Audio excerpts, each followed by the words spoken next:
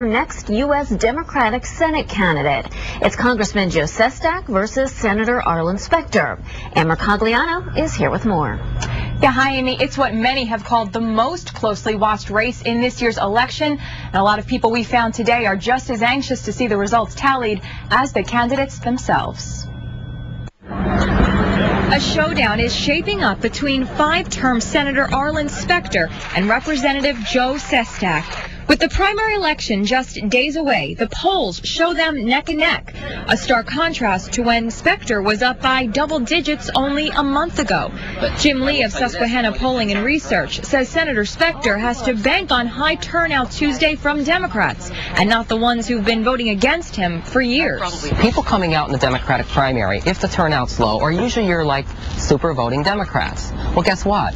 They've been voting against Specter for 30 years. We asked people on the street just how they predicted turnout to be. Well, overwhelmingly, people said the campaign ads have just been too negative and that they believe this will keep many from the polls. Just another politician. My change in party will enable me to be re-elected. There's a lot of smearing. I don't really go for smearing. I like more along the lines of exactly what they want to do and what they're going to do. They're brutal. I mean, they're pretty rough. Lee says the decision for voters will likely come down to this: whether or not they believe Sestak's accusation that Specter crossed party lines just to save his own job, or if they believe Specter, who says he did it to save countless jobs when he voted for the stimulus package. Whether or not people believe that Specter has been an independent voice for the Commonwealth, regardless of political party, Democrat voters have a choice to make.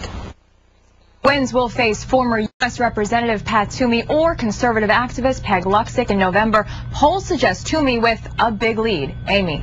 Okay, thanks so much. Ann Mercogliano live in the newsroom. Well, Joe Sestak and Arlen Specter continued campaigning this weekend. Both appeared on CNN's State of the Union this afternoon. They once again battled over Specter's party switch. And everybody knows that if you're going to still send back to Washington, D.C. a career politician that actually would switch his party, as he said, to keep his job, then we're not going to fix the mess that we got into by sending him back.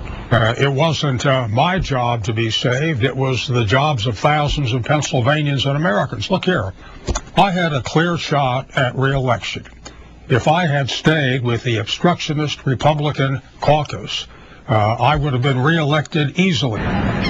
Specter said he'll support Sestak if he wins the race. Sestak did not say he'd do the same. Of course, Sestak versus Specter isn't the only big race in Pennsylvania, and ABC 27 will be covering more than a dozen races when voters have their say on primary election day. Polls open at 7 a.m. and close at 8 p.m. Our photographers and reporters will be with candidates all across the